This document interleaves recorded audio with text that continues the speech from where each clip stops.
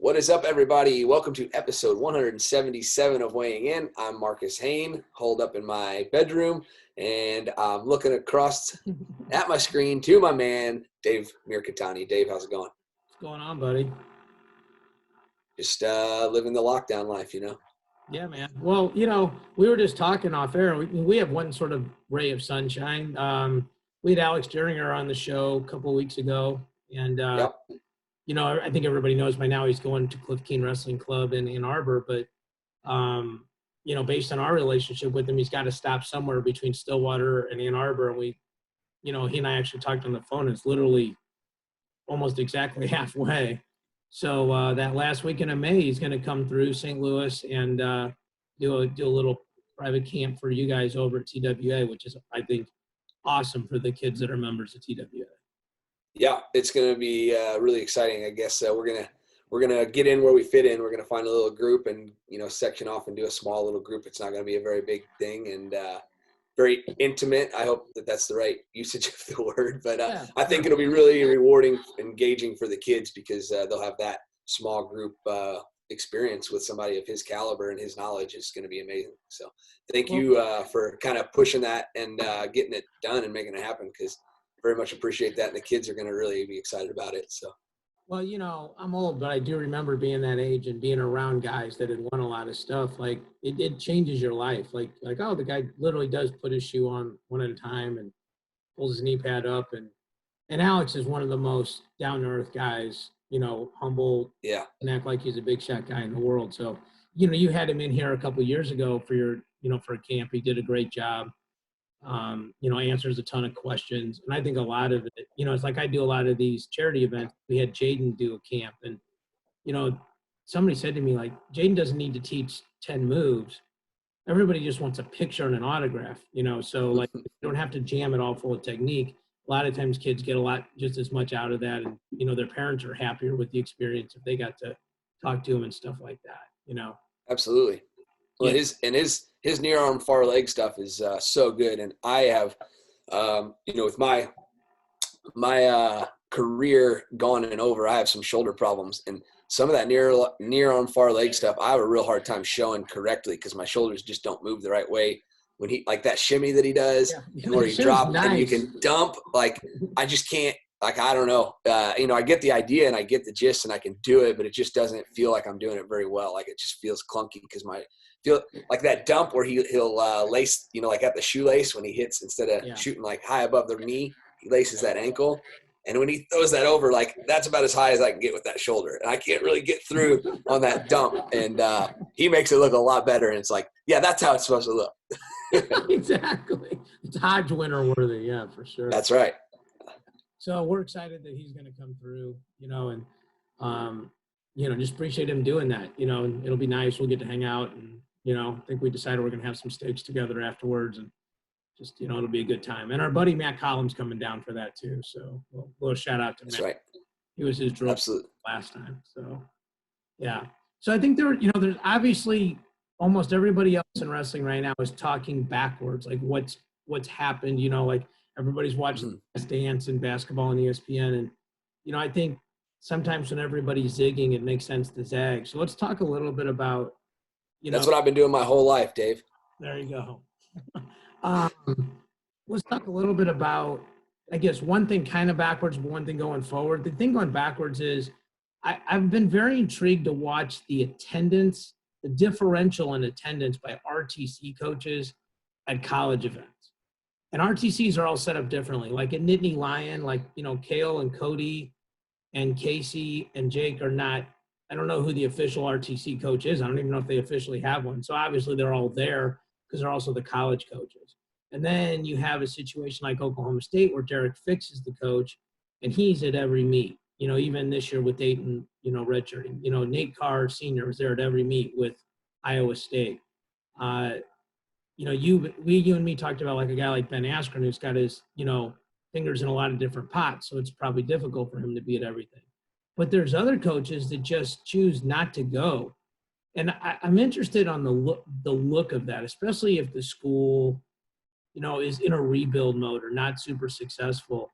And I think the optics of it are not necessarily positive, right? Like if Mm-hmm. the job description of any RTC coach, I don't care, even if you've got 7 Olympians, or 6 Olympians, or I guess 7, you could have Greco and female too.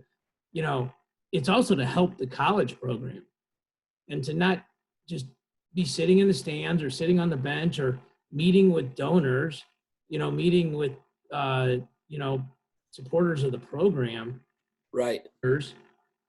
You know, the subject kind of just hit me yesterday, but like, what do you think about that? Like guys and the coaches have high profiles. So it's not like, well, where's so-and-so? Like that's a real thing that would happen, So what do you? Yeah, I think my wondering is because you kind of just introduced this to me this morning here, and I've been kind of mulling it over, and I have ideas, and some of them might be terrible. Like they might be really bad ideas, and they might fall through whenever we actually put them under some scrutiny. But some things might be. I was wondering, because of the legalities like NCAA and with the the RTCs and having to be separated, and that separation that's mandatory. Does it make it easier for them to, the optics look bad from the fan, but maybe look a little bit better from an administration and NCAA standpoint of like the separation is like, oh, they're not involved. Another reason I thought might have to do with like, a person just maintaining if they feel that the coaching staff has felt that like, hey, your job is the international or international guys. We don't want you focusing on what we're doing wrong here. Because if you come watch our guys wrestle all the time, you're a good enough mind that you're probably going to want to jump in and help, fix some things or help, where should we be going? And maybe some coaches want it to be separate. I don't know. These are probably some weak arguments, right? I'm just offering some sort of different angle to think about it. But yeah, but if you think about it optically, the first one, even if it's somehow bad to be on the bench, right? Mm-hmm. You should be in the stands. You should be sitting with somebody's mom or dad that is a big supporter of the program, even if it's not the best kid, right?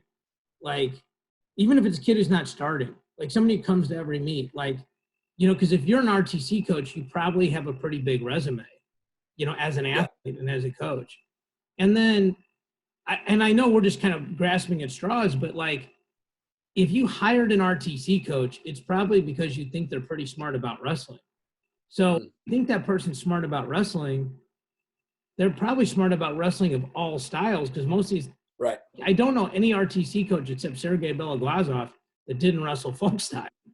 That's true. And obviously Sergei is a statistical outlier for so many reasons, but let's say Kellen Russell was the RTC coach instead. Like, you're telling me Kellen Russell couldn't help Michigan, by watching it and watching it live, or even just watching how athletes are reacting. When you're a head coach, you can't see everything. You have to focus on the next match. And if, I wrestle and I lose and I'm, back and I'm maybe cursing or throwing headgears or just beating myself up and taking it too harshly, somebody else with a set of eyes and ears can make a huge impact. And, I've talked to a couple guys at different programs, and they've talked about the pros and cons of this, but the consensus is that RTC coach is part of the program. Right. And well, I think even like you talked about the Nittany Lion Wrestling Club and how it seems to be like you can't even really tell who's on what their role is exactly. To me, optically, like you talked about from external, that looks a lot better because it just looks like one big giant program, one big giant family that's like, it's a seamless transition from, if I'm wrestling for the RTC or if I go there to go to school and then I want to move into the RTC after I graduate, like it's not a lot of separation. It's a lot of overlap and a lot of continuity and consistency. And I think that that's attractive to people. But that's just my little pea brain thoughts. It's not pea brain. I think those are all valid. It's just, here's the thing. Like, if you've ever been on a coaching staff, like I coached with my dad for years, and I tell people for 52 weeks of the year, we got along great. One day of the year, we fight like cats and dogs. And everything you plan was just something that happened. And it was an argument, and we'd scream. And then the next day, we'd both apologize, and it'd be fine, right? And I think those are really good odds. Like, that's over 99%, right? Yeah. So I think most coaching staffs are not that functional. I think 90% is a really good ratio, right? Yeah. I mean, like, I think you're probably a real easy guy to work for, but I'm sure you and Jesse from time to time disagree about something. It's just human nature. If you have two I alpha. feel like I'm too agreeable sometimes. Like sometimes I need to yell more. But the people that are less agreeable, there's probably going to be more alpha Yes. and alpha argument. So if it looks like, well, okay, Marcus is the college coach and I'm on the RTC coach and I never come to the meets, like, why? Like, what's the good answer for that, right? Like on a Tuesday night in the middle of December or January where you're not in Dagestan. Right. Practice is over, right? Yeah. You support. And here's the other thing. Those college guys are all part of the RTC. They're the workout partners for the senior level RTC guys. Right. I'll use as an example an athlete. Like in Nebraska, Snyder and Manning are also the RTC coaches, right? But Burroughs goes to a lot of the meets. James Green goes to a lot of the meets. And then they're the athletes. I mean, if anybody has a reason to not go at night, like, hey, I'm recovering, I'm watching video, James Green, I just had a baby, Jordan, I have multiple babies, multiple kids, and they're finding time to go. It's hard for that to not look selfish or not look dysfunctional. Yeah, I would agree. I mean, it's just a matter of showing up and being bought into the program, I think. And, obviously I don't think that we're being ridiculous. I don't think that we're saying that 100% attendance is like some sort of standard. It's just like, if you're never there, that's a big difference than if you're there sometimes or even most of the time. Well, it'd be like if you showed up like, hey, wow, that's weird. Marcus is finally here, as opposed to, hey, Marcus isn't here tonight. One of them's the norm, right? And the norm needs to be Marcus is normally here. Yep, that's well said. That's exactly right. Yeah. So I just think that's an interesting thing for people to look at going forward. Like, and I think it's directly proportional to how well these RTCs are doing. Yeah. Like, if you look at the RTCs that spend a lot of money but don't get a lot of results, and then you look at these RTCs that are getting great results, like Tervel, he's the RTC coach. He's at every Ohio State meet.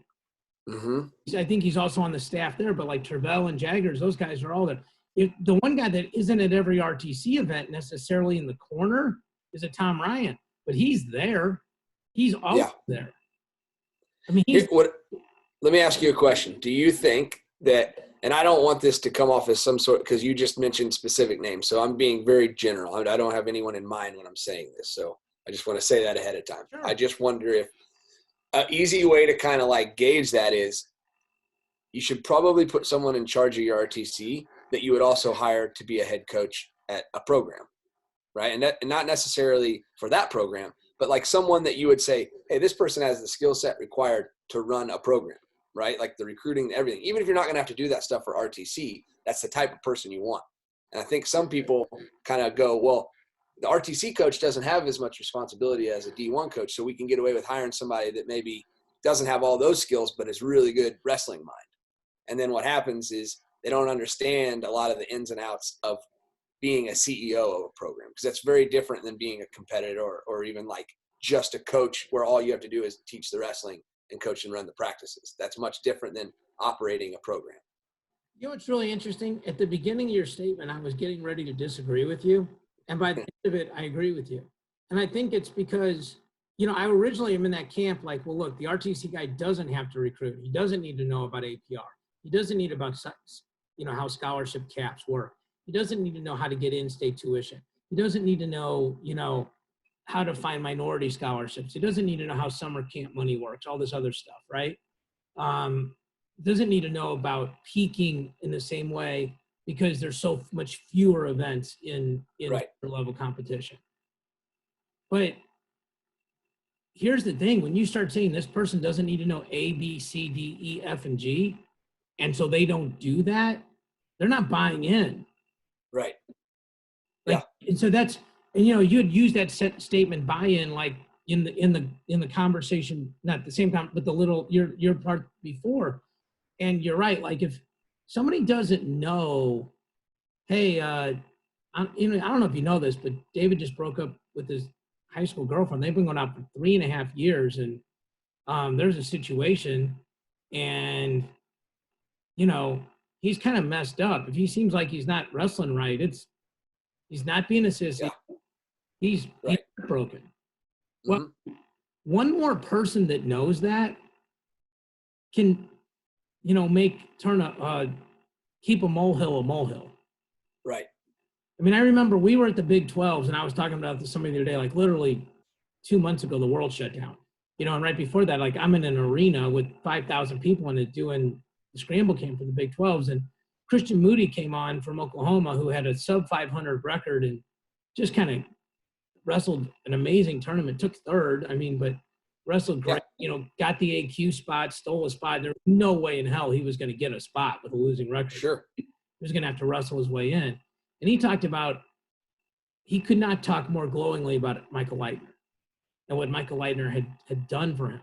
And and if you've ever met Michael, that's not a surprise.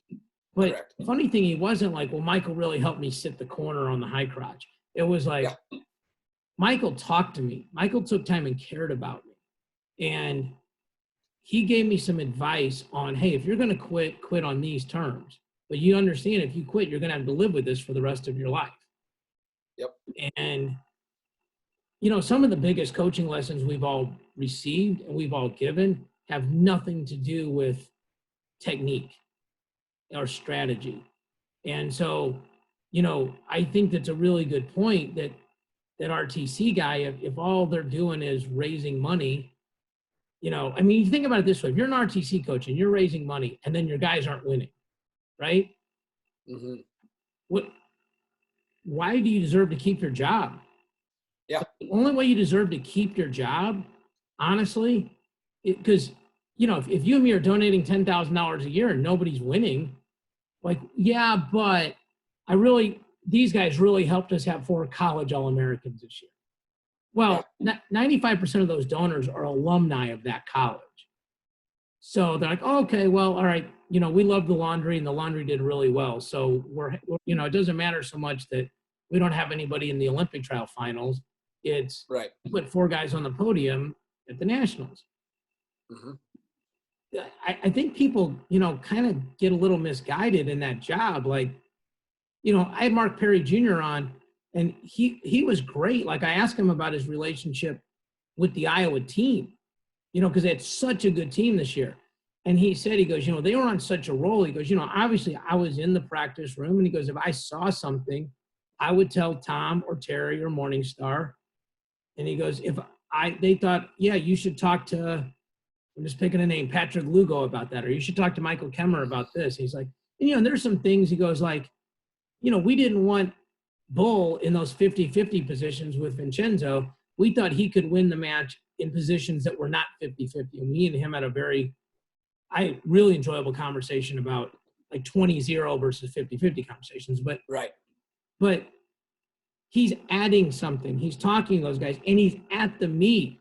And if you know Mark Jr., that guy loves breaking down film. He, you know, so he probably takes those matches and gives his own scouting report on the other guy and their own guy to the college staff, and then they use it. Right. Yeah. I think that that's a lot of really good points in there, and you're right on a lot of that. And I wonder sometimes if, and this is again just speculating, and it's not any one program or anything like that, but I wonder if there's sometimes the wrong precedent set from the get-go when they start having these conversations about hiring a new RTC coach, where they're trying to put the guy at ease, like, hey, if you come here, you're not going to have the responsibilities of having to do this. You won't have to do this. We'll pay you this nice check, and you really will just have to, you know, develop our international guys and run practice every day, once a day. And there's not a lot of other responsibilities. And they go, okay, I kind of like that. So then the precedence is set from the beginning that, like, I'm being asked to do minimal amount of stuff because I'm so valuable in this one little area. But the problem is you're not addressing those other areas of the buy-in. And an example I thought of, and it's not a great exact analogy, but it's a similar type of concept, is that several times running the wrestling academy, I've had good people around us, like qualified Division I wrestlers, All-Americans, national qualifiers, or anybody like that. and they'll help out a little bit. And I say, hey, can I put you on like payroll? I want to pay you for your time. And I'll have guys that go like, nah, I don't really want paid. And come to find out what you really, if you dig deeper, what's happening is they don't want to have any kind of commitment, right? So responsibility. Yeah, they want to be free of responsibility. So when you say, I'm going to pay you, well, now there's going to be some sort of expectation as to how often I show up, what I do, things like that. So I think when they set the precedence of like, we're going to pay you, but we're basically just wanting you to develop our international guys. Well, then they come back to it and they go, well, man, I could go to the meet or I could watch it from my living room, and I'm not really expected. It's not part of my job. And I'm not saying that they have this thought. I'm just saying this is a plausible line of thinking that could be happening. Okay, but so follow that through, right? Like your job in life is to be as valuable as you can to be as many people if you're trying to be a provider, right? Like, like you that's married with kids, right? Yeah. Okay, so if you pigeonhole yourself and you say, I'm just so smart about freestyle, men's freestyle wrestling, because most of these RTCs are just men's, right? And they're just freestyle. I'm so good at it. Okay, well, then your results, your entire livelihood would and should ride on a few meets. Yeah. Well, as opposed to going, it's really hard to say market, like, I'm going to use Missouri because you went to Mizzou and we're both Missouri. Sure. Let's say we lived in Columbia. You're like, yeah, but Marcus, he's really good at, he's helpful he knows all the kids. So he's helpful at the beginning stages of recruiting. Like he knows a lot of data about kids, like which kids get in trouble and which kids don't. Everybody respects him. So his voice helps in that process. He's also good at fundraising. Also the college guys love him, and like, he'll stay and watch tape with them. He'll stay and help them with homework. Like he's that guy. So now it's like, well, he's worth this much here and this much here and this much here and this much here. And we got to keep him. Like, can't replace all of this. As opposed to going, okay, we don't have anybody actually in the Olympic trials. And we just spent $100,000 a year on this guy's salary. And what do we have to show? And our college team's not benefiting. Like, somebody for $50,000 and have the same result and save $50,000. Right. Have that $50,000 that was donated to a non-productive RTC go to the university.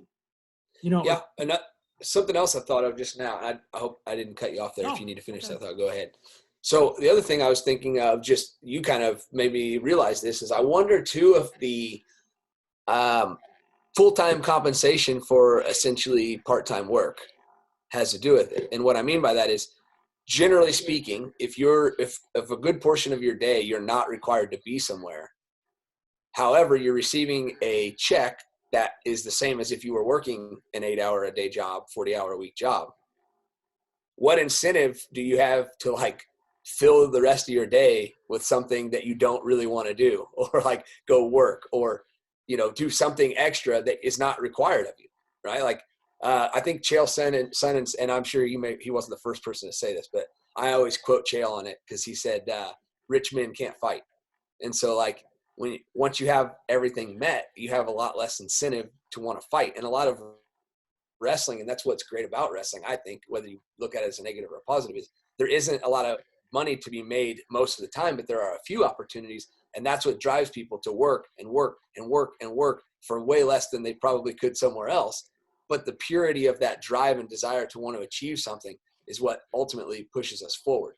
And, the idea of getting to the point where you could be the guy that runs in Iowa and you're getting paid 6 figures a year to be a head coach. Like that's the idea, is like, I could ultimately someday get to that.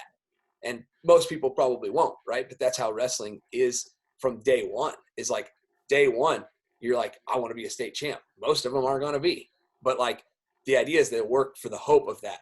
And then, our job as coaches is to make sure that we set these kids up. And I know I'm calling them a little bit on a tangent, right? But like the idea is, as a coach, is to prepare the kids for the idea that like, you not meeting your goal is not necessarily failure, because what this was all about was the skills you acquired along the way.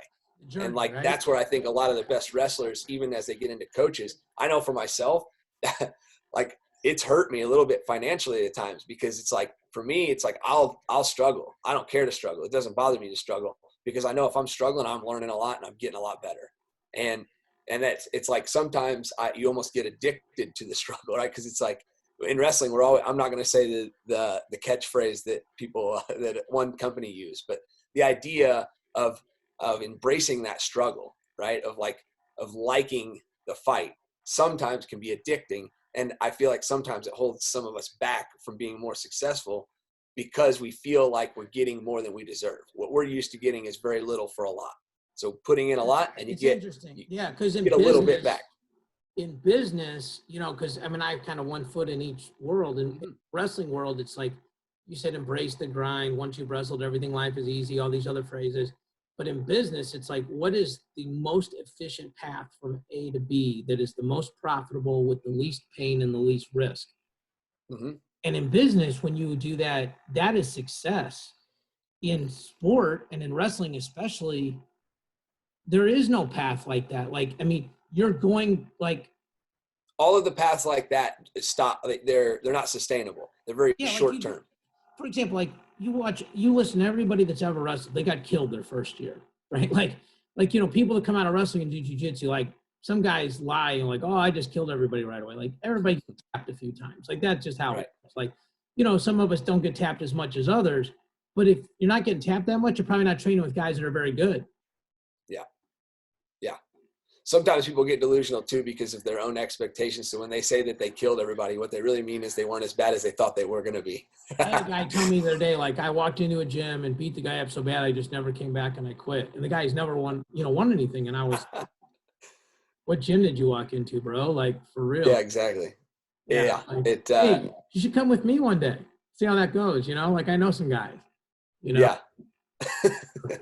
Yeah. Like, I've never been to your arm far. Like, hey, come over in a couple of weeks. We'll see how that goes. Yeah, right. No one's ever hit me in that.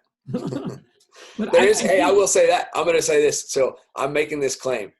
I cannot remember a time that I've ever been inside tripped.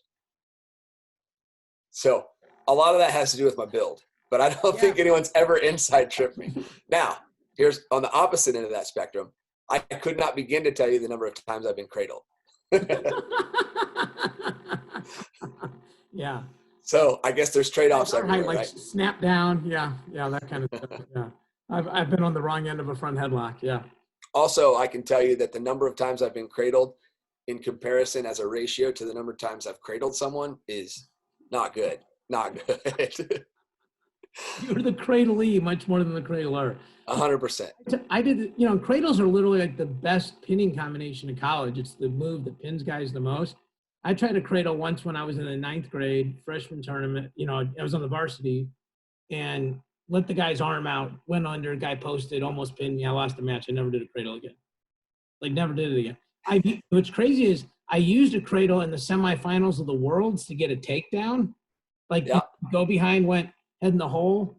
And then as soon as I could step over and hook, I'm moving like people, but hook the leg and get the takedown, I just let it go. And like, my coach was like, no, like, because you put him on his back and you can turn it into that assassin, which then you can lift and choke. I'm like, nah, I'm not good at that. That's not.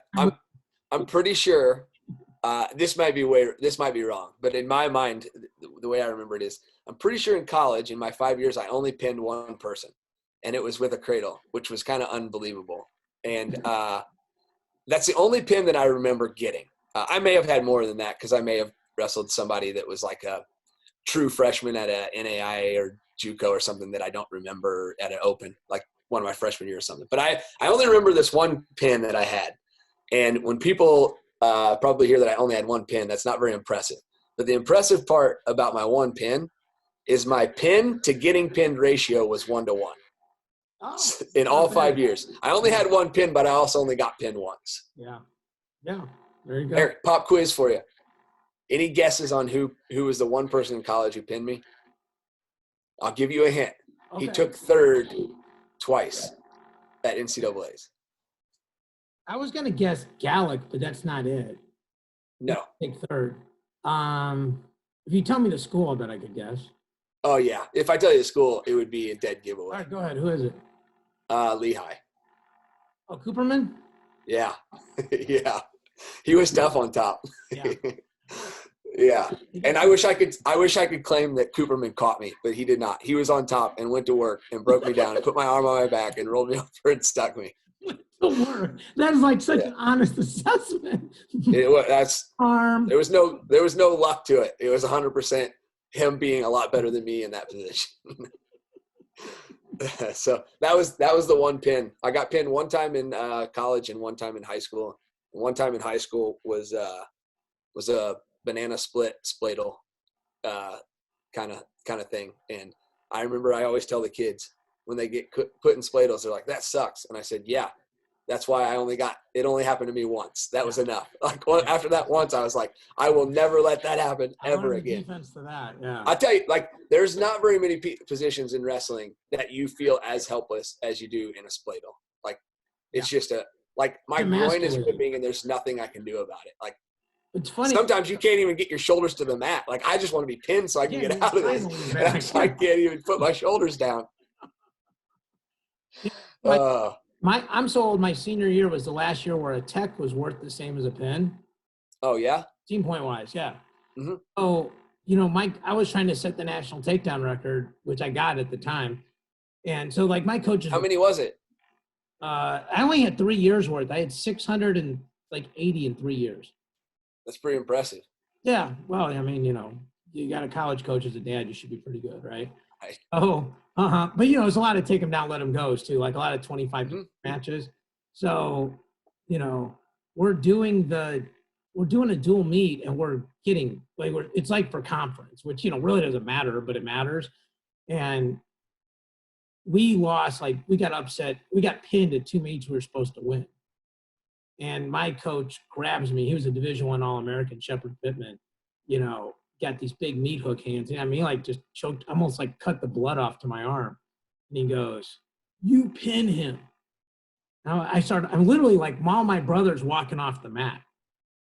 And I'm arguing with him because we had this deal. And I'm I finally go, if I pin him, I'm going to get 12 takedowns the next 6 matches. And you can't complain of how long it takes. He goes, so I go out there, snap the guy into my leg, put him in a spladle, and pin him in 30 seconds. Nice. And you're all you could think of was how many takedowns you didn't get. The guy was terrible, but I was just funny. He goes, you could do that all the time? I'm yeah, I'm good at that move. Yeah, I only got 1 takedown, though. How am I ever going to get a record at getting 1 takedown a match? That's not – that would be the really cool record, right? Just taking down and pinning everybody. Yeah. Yeah, that'd be the gangster record. That you had 100% pin and you averaged 1 takedown per match? Yeah. What if you were the guy that had such good defense and you chose top in the second period and you had no takedowns and you pinned everyone? Reversed him onto his back. Sat through, did the high flyer, the nest from the bottom. Yeah. Yep. Yeah. Excuse me. I think people should keep an eye on this. This RTC thing's a real thing. It's definitely correlated. I've been looking at a lot of this stuff and, looking at different RTCs and the coaches that are there. And I mean, I think it's a word of wisdom to the RTC coaches. Look, you need to be valuable in other ways because you're so few mile markers to be measured on that if you guys have a couple bad performances and this is all you do, or if you're doing a bunch of stuff with family and friends on the side, instead of, and the optics are bad, you become very replaceable. Right. Yeah, I agree. Well, the other thing we talked a little bit about last week was this whole NCAA likeness thing. And, we kind of got into it. We did get into it, but I just, before we, obviously not a lot else to talk about anyway, but this is such a can of worms, right? And I mean, yeah, I think it's almost like capitalism and socialism, right? If you're a pure capitalist, this is awesome, right? Because it's going to help kids that have done a great job.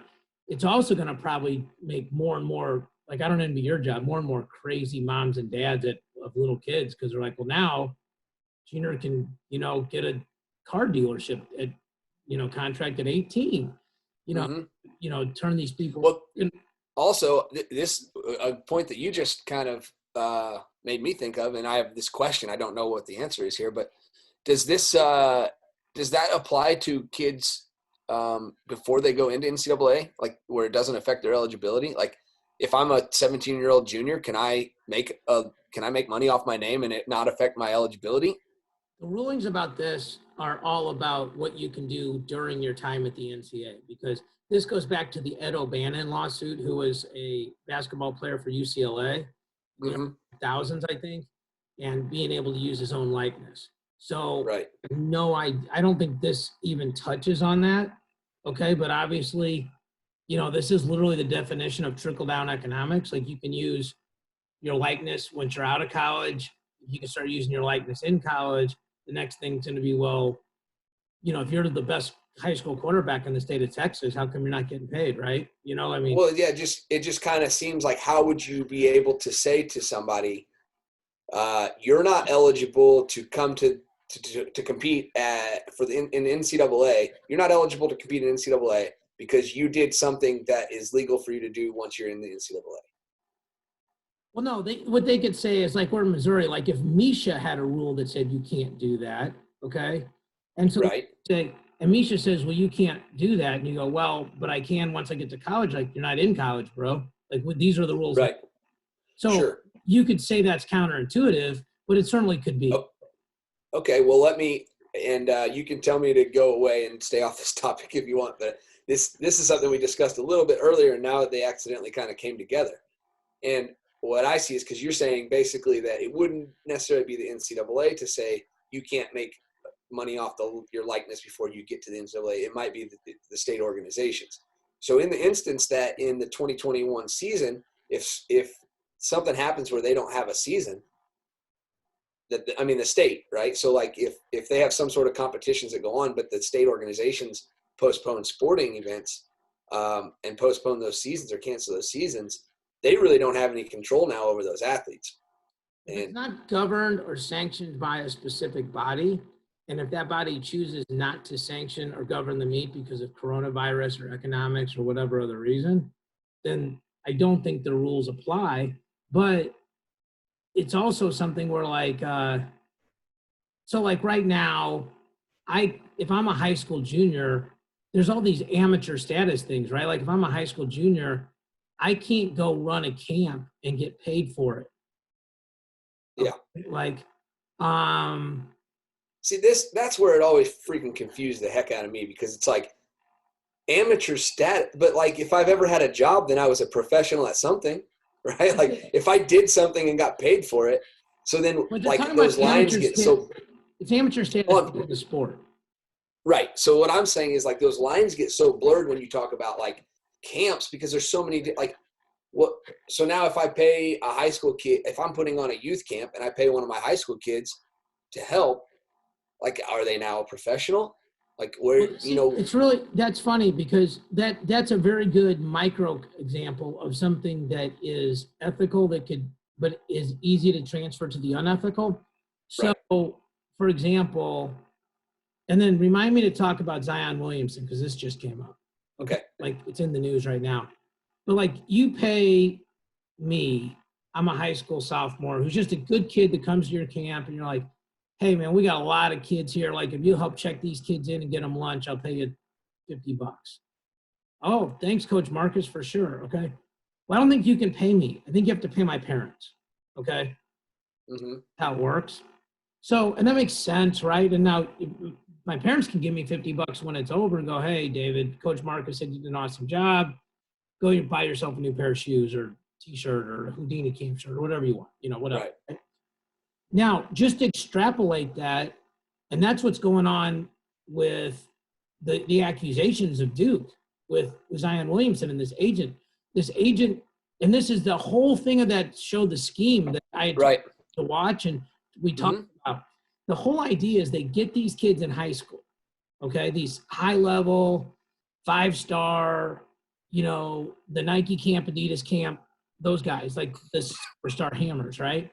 And Right. most of these kids come from families that are lower income.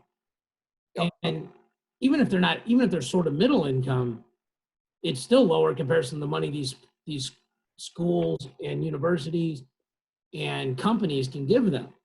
And so and what they're charging, right, for the tuition, other than if you're getting that full ride scholarship. But in basketball, you get everything. That's true. That's true. I'm still kind of in that wrestling lens. So yeah, you're right. Yeah, but you got to delete that part from this conversation. So schools pay for it. You even have a cost of living adjustment. But that's like, and even if you have a Pell Grant, okay, like, so they go, hey, you get a full ride, you keep your Pell Grant, that's about $6,000. You have a cost of living adjustment, maybe that's another $4,000. So you got like $1,000 a month to live on. And you're Right. paying for meals unless you're going out on Friday or Saturday night because you've got all those covered. But $10,000 legally versus $150,000 illegally, it's hard to pass that up, especially Right. in sports where you could blow your knee out tomorrow. And then your value goes down dramatically. So you start seeing how all this works. And we were kind of in the capitalism, socialism, and then went off on some specifics. But the big picture is, I've always thought it was unfair that like the quarterback got the same scholarship as the backup kicker, right? Yeah. Like they're not equal parts of the team. They're not equal parts of winning. And even the starting kicker is getting the same scholarship as the backup kicker, which is kind of nuts, right? If you don't want to argue about positions or whatever, right? Like no expected kickers, whatever, but just, even the backup quarterback and the quarterback, you can find a like to like analogy. Right. Because that doesn't happen in wrestling. Like if you're the starter at 141 and I'm the backup, it's highly unlikely that I'm on more money than you. But that's because the only rare instance would be that you have somebody that's like a senior and then a guy is a redshirt freshman, right? And he's waiting in the wings to take over after he redshirts. Like, yeah, but that wouldn't be normal. Start talking about the exceptions all the time. It distracts people from the rule. The rule is the people that are doing the best get the most money. That's how the world works. Yep. I don't want to go down the 9 exceptions where it can be. So that's how it works. So if you then go through that and say, okay, so these people should get paid more. Here's the slippery slope. And here's what's coming. Now you start going to entire sports. Okay? And now you start going to entire, like, I pulled this up on our Google document, and I'm going to look at it on my phone while we're talking, but there's a big thought process that the Power 5 conferences are going to pull away. Okay? And they're just going to pull out of basketball and football and all this stuff, all the governing stuff. Like, what's the point? So I looked up the ACC, SEC, Big 10, Big 12, Pac-12, okay? ACC has 15 schools, 6 of them wrestle. SEC has 14 schools, 1 of them wrestle. Big 10 has 14 schools, all 14 wrestle. Big 12 has 10 schools, 4 of them wrestle. Pac-12 has 12 schools, 3 of them wrestle. So first of all, we should talk about the misnomers that the Big 10 is 14 and the Big 12 is 10. But if we get on those numbers, the total is 65 schools, 28 of them wrestle. Okay? Yeah. So now, if you follow the argument, then almost all the money for college sports comes from football and basketball. And every other sport loses money. So we are equally discussing women's volleyball and men's wrestling. Okay, like it's not like, boys and girls soccer, all these other sports, they all lose money. Golf, all these other money, rodeo, everything, they all lose money on the Division I format. Okay, like at NAIA, they don't lose money. At junior college, they generally don't lose money because you get these kids to pay so much. Okay, but the budgets are so big. Like, I think the average coach in the Big 10 in wrestling is making $200,000 a year, and the assistants are making all between $50,000 and $100,000. So you have a coaching staff and a trainer that costs almost $500,000. Yeah.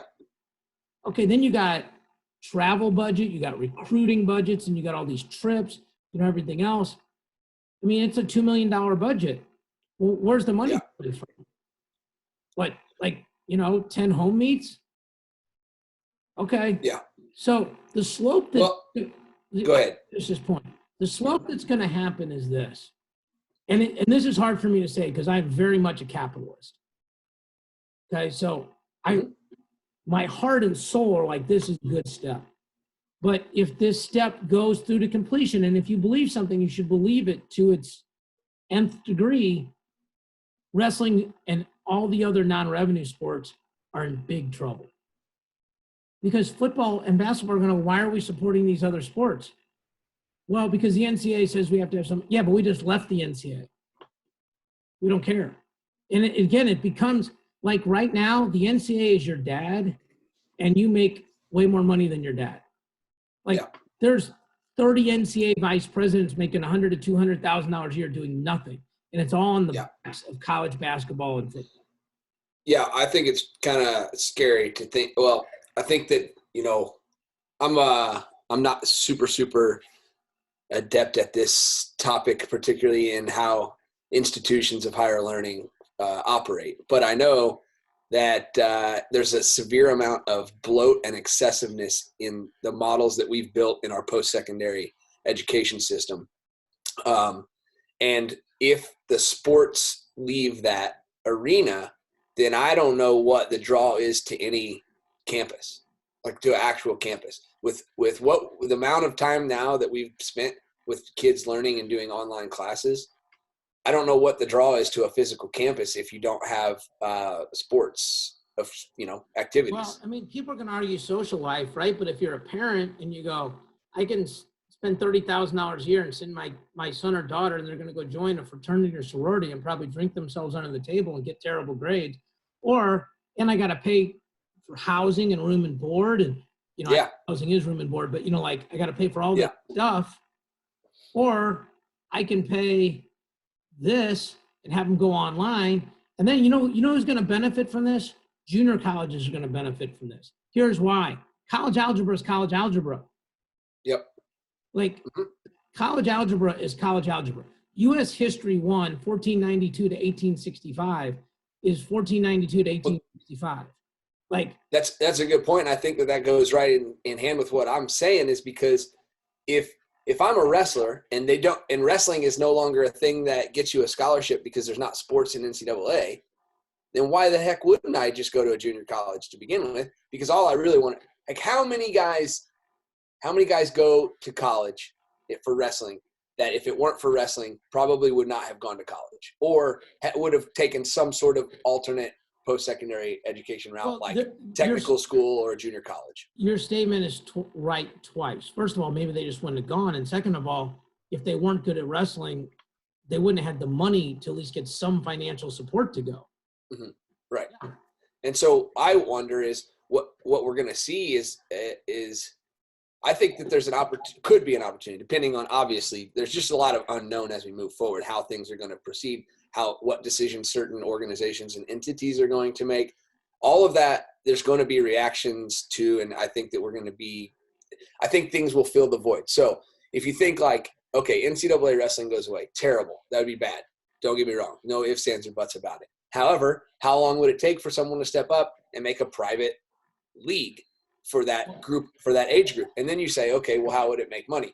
Well, you charge people to participate, and you go, okay, well, these people can't afford. Well, these people aren't paying for college now, right? Because if they're not going and getting in debt $30,000 or $40,000, they're still going to college, though. That's where it breaks down. But what I'm saying is, if the system all gets flipped upside down and things all change, it's not going to cost what it costs now to go to college if you're doing online classes to a junior college, right? Like that for 2 years. But then you got to go get, junior college only is your first 64 hours. But back to what I was saying, like I'm operating under the idea that the institutions will not be able to maintain themselves without athletics. And if athletics is removed, then I don't think there'll be that many institutions that you can go to, like as physically go to. And the price isn't going to stay the same because it won't be able to, because nobody's going to pay that for online classes. They're just not going to, right? Like nobody's going to go in debt $120,000 to sit in webinars 5 days a week. Yeah. That's the whole thing. Like you see some of these schools advertising like you can get a degree from home, and it's like, like University of Phoenix is one that's strictly online, and people always question that school because they're like, yeah, your cousin do the final for you, like there's something just about when you're done in a second, I have a really funny story about University of Phoenix. When you get in the classroom, you actually do this. But I mean, it's such a slippery slope, right? Like if you start, I think we talked about this on the air one time, that the NAI model really works, right? Like this is how much it actually costs to go to school. Every kid has to pay this much on average. So if we want Marcus to pay nothing, then we have to recruit 3 other guys that'll pay more than the average to balance it out. Mm-hmm. And then that number not only includes what the school is, but the coach's salary and all these other things, okay? Where this factors in, and this is where sports could be saved on these campuses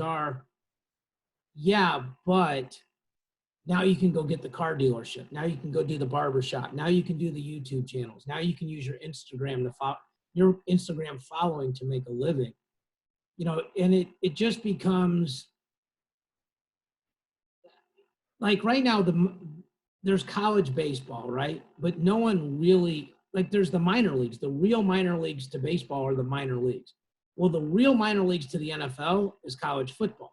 The real minor leagues to the NBA is college basketball. They're coming up with this D League, or G League, but it's still in its infancy, right? Like most of the people get drafted from college. It's a few international players, 1 or 2 guys that went over there, but they would have gotten drafted if they went to college and went to Kentucky for a year, and Yep. And the other thing is I mentioned this. The Zion Williamson case, this agent paid him in advance, paid his family in advance, allegedly, okay? They're saying that Zion breached contract because he agreed to let them represent him when he could pay them back. And so they took all this money up front. And it's going to come out like they're asking Duke, and Mike Krzyzewski is one of the most revered coaches in any sport and has always seemed to be above the fray. Are you involved? And the University of Kansas has all these level 5 charges. Like they're in huge trouble down there. Like unless they can just somehow say Eddie Murphy, it wasn't me, and get out of it, they got big problems. I mean, the charges they have are like enough for Self to lose his job and the entire program to be suspended for a year or 2. And I think what this would do, and it's sort of good, is it's honest, right? Like sports are a huge business, okay? Like at that level. Like at your level, you're making a living off of it. You're not killing it. No one's suffering, right? But like when XYZ company pays Kansas $14 million a year to outfit them, okay? What's 100, 200,000 to get the right kid? Right. Like Bill Self wearing a lapel pin? Like that's nuts. Like Bill Self gets $500,000 to wear a lapel pin and the kid gets free sneakers. Like that makes sense. That's fair.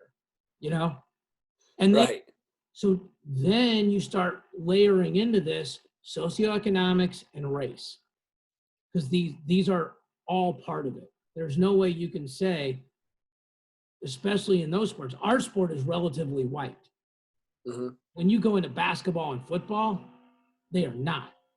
Right. And all the people in power getting the money are predominantly Caucasian, and the players are predominantly African American. Yep. You can say that's a coincidence, but it certainly raises eyebrows. Right.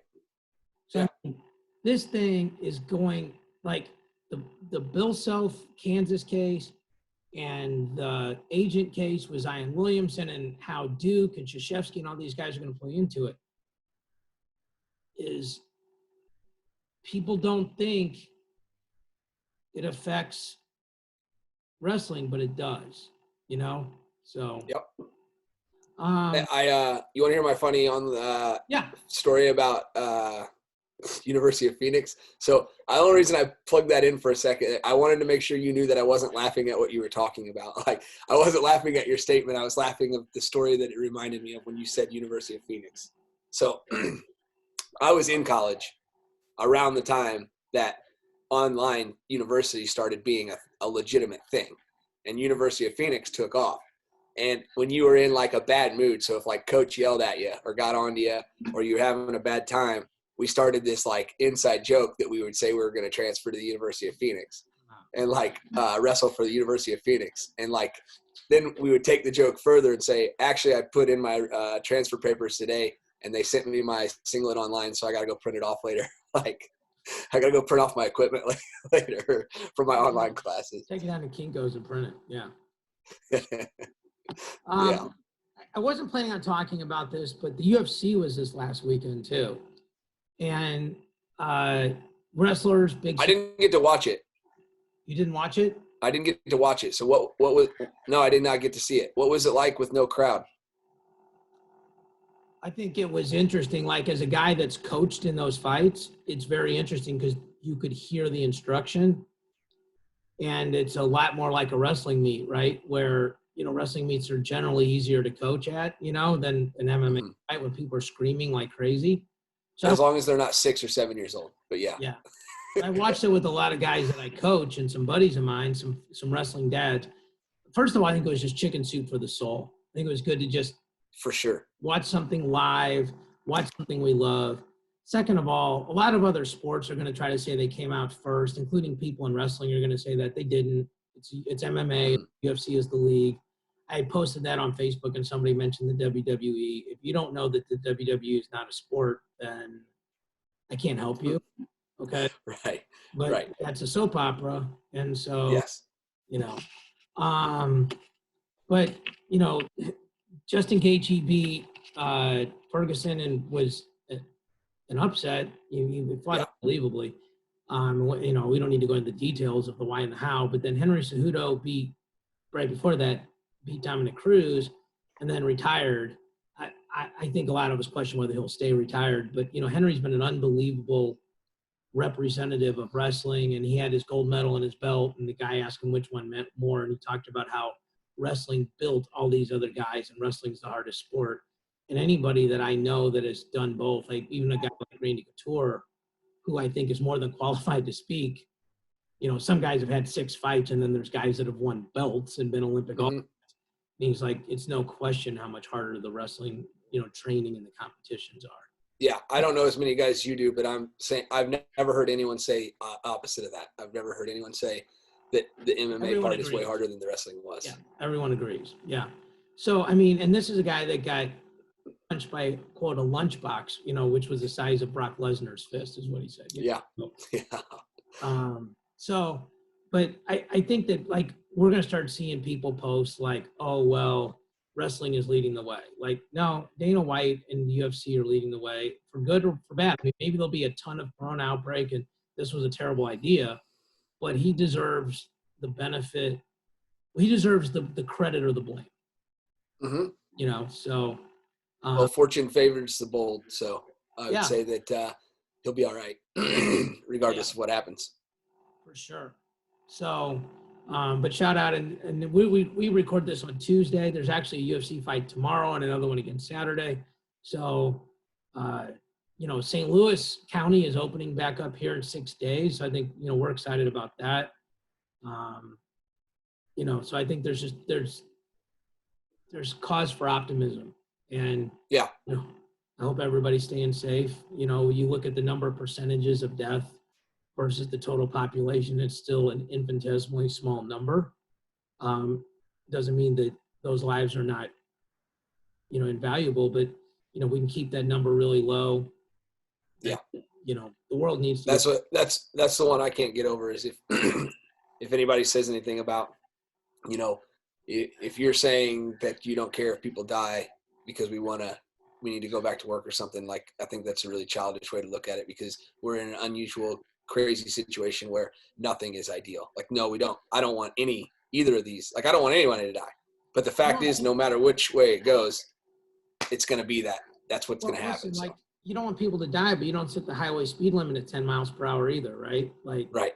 You know, I mean, you know, you can have empathy, you can have, you know, caring in your heart, and still want. You know, I'm a financial advisor, so I know people that are literally dying a slow death economically, you know, with what's going on. Yep. You know, the funny thing is, they're not complaining, not publicly. Yeah. They're No. the best they can. Right. I think that's what everybody should be trying to do, is just do the best they can right now and be understanding of other people and other points of view, because, you know, I have what I think, but it doesn't mean it's right. It's just based on what I know, and maybe I'm missing some key information, and who knows, but You might have the same information. Yeah. Your perspective might be different though, right? Like your right. perspective is different, right? Like you're a business owner, and I don't want to say small business owner, because then we're small business owners, but we're business owners, right? And we don't have a job where they're just going to pay us no matter what. Now, we Right. have a lot of friends that are school teachers that got paid no matter what. So if they don't, and I'm not saying they do or don't think this, but if they think we should just keep people locked in forever, well, sure, that's, if anything, your life's easier. You get to work out of your pajamas now. The rest of us got to find a new way to hustle. Sure. So it doesn't mean they're right or wrong, but it certainly doesn't mean right. we're wrong. Yeah, I think that's correct. I think that everyone's entitled to their point of view based on what they value in their own situation. But I think that everybody should be willing to hear somebody else's point of view as well, without getting too preachy here, I guess. Yeah, it's always great when people jam their opinion down your throat without any. Oh yeah, so. Exactly.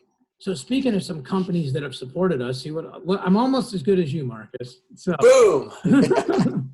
We're brought to you by Resolite, your one source for both classic and lightweight mats. Their Zip Mat is the first and only tape-free mat to offer a waterproof interlocking connection system.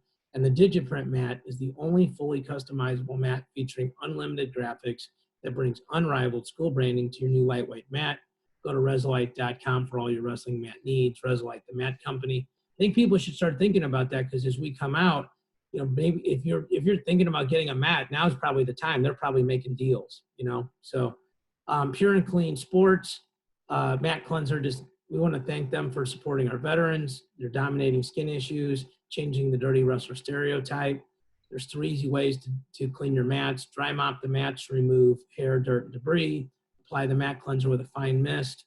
And my favorite part, go home for the night and get ready for tomorrow. So Ryan Freeman and those guys, they, you know, pureandcleansports.com, wrestling team bundle. Their safety data sheet, I talked to them the other day because somebody was kind of taking a shot at them on Twitter or Instagram, and their product's so safe. It's amazing. You know, no harsh chemicals. You know, guys like you are having to use this stuff now, you know, things like these products. And it's probably never more important to have a mat cleanser than right now, you know, and and I'm sure people know this, but like, we've all wrestled with guys and coach guys like, oh, I'm not going to shower right away. You know, like I'm going to go home and eat. And that whatever sweat just sits on your body. Like now's the time, go home, shower, wash your clothes, you know, just, you know, if it applies to washing your hands, it applies to your whole body. But we want to thank these guys for supporting us. And, you know, I don't know what we'll be talking about next week. It'll be interesting. Maybe we'll just be previewing near arm, far legs, and shimmings. We'll see. So that's right. Well, I'm sure we'll have some sort of either government or entity release on new time frames, new things. I'm sure we'll have in a week of new information of what they plan to do, or at least an idea or an inkling or rumblings of where they're headed. So we might be able to speculate a little bit more about some possibilities. We have something significant simmering right now, and if all that, there could be something that is big news to talk about. I think it's probably more like 2 or 3 weeks away, but I'm very hopeful that it's an announcement, because I think it would change wrestling literally forever. I think it would give a lot of people something to look forward to. Ooh, I'm intrigued. So, all right, we thank you guys so much for watching and listening. We'll talk to you all next week. Peace.